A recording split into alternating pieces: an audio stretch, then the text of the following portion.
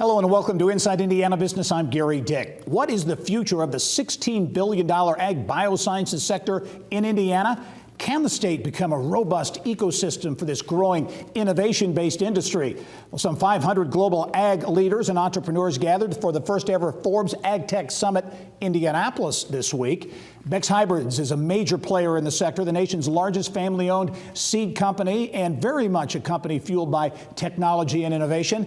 Beck's president, Scott Beck, was on a panel at the Forbes AgTech Summit. He joins me now in studio with more. And as always, Scott, thanks for being on the program. Thank you, Gary. What does it say, this AgTech Summit put on by Forbes, a major national event for the last 4 years? It's been in California for the first time ever, taken out of California, put into the Midwest right here in Indiana. What does that say about the state?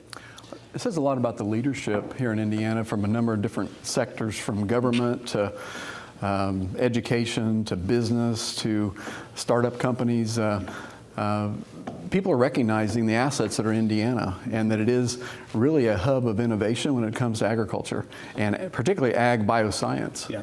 See, Steve Forbes made an appearance at the event. This was a chance to showcase technology and innovation in agriculture in Indiana. I know there was a big group that toured your complex up at Beck's as part of this event. Again, a chance to shine a light on what's here, right?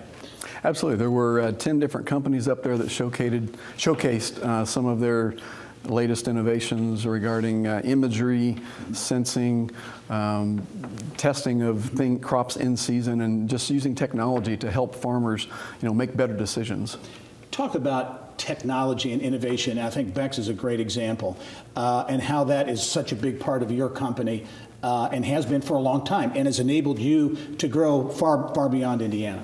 Yeah, certainly, the innovation that got us started was back in the 1930s of hybrid seed. And so my grandfather and great-grandfather got their allotment from Purdue University and started with 6 acres. And that innovation of hybrid technology enabled farmers to go from 30 bushels an acre to today, with the use of other technologies, to the USDA says that farmers in the U.S. are going to average 180, so 6 times the yield in just about 80 years.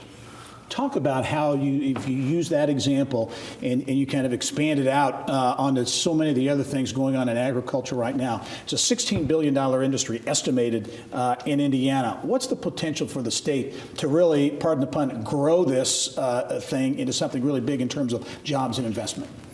There is a real focus there, and I think part of the work that Agbiosciences has done is identifying, where the assets are and where the gaps are. And I think we really have a gap in helping our younger people understand the connection between science, technology, engineering, and math and agriculture.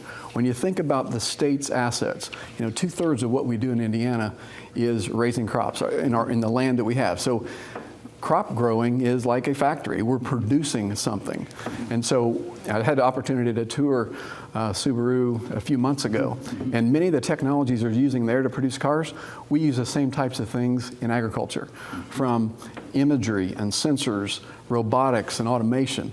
It's all happening in agriculture. And so we need, I guess, part of the effort of Agrinovus and really all of us in Indiana agriculture is to make awareness of the assets and the opportunities for young people. Yeah, Agrinovus, you mentioned the organization really supporting this. The Ag Biosciences has a lot of momentum behind it right now around the state. And you mentioned young people, and I sense you see that as a challenge or an opportunity in terms of growing the Ag Biosciences. Purdue President Mitch Daniels mentioned at this event that student startups have increased 5-fold on the Purdue campus, and 1/3 of those are ag related. So that intellectual property, firepower is out there. It needs to be harnessed. It absolutely is. And with Purdue being a major agricultural educational institute, it's a great partnership with what Purdue is doing in the foundry and the anvil, and trying to get the technology and the discoveries out into commercial products. As we wrap up, you see this as an initiative, as something that's real. In other words, the Ag Biosciences could be that next big thing for Indiana. Absolutely. The passion is there with the people working, the leadership is there, and it's just a matter of getting all that connected into a lot of little sparks that sets off the fire. All right, Scott Beck is president at Beck's Hybrids, one of the great growing companies in the state of Indiana. Scott, as always, thanks for joining us. Yeah, thank you, Gary. All right.